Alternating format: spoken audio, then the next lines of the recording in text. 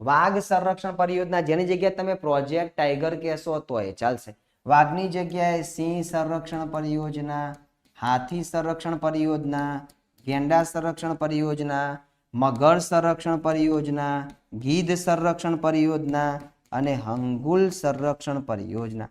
અંગુલને તમે કાશ્મીરી હરણ પણ કહી શકો છો, કાશ્મીરી હરણ તરીકે પણ ઓળખી શકીએ છીએ.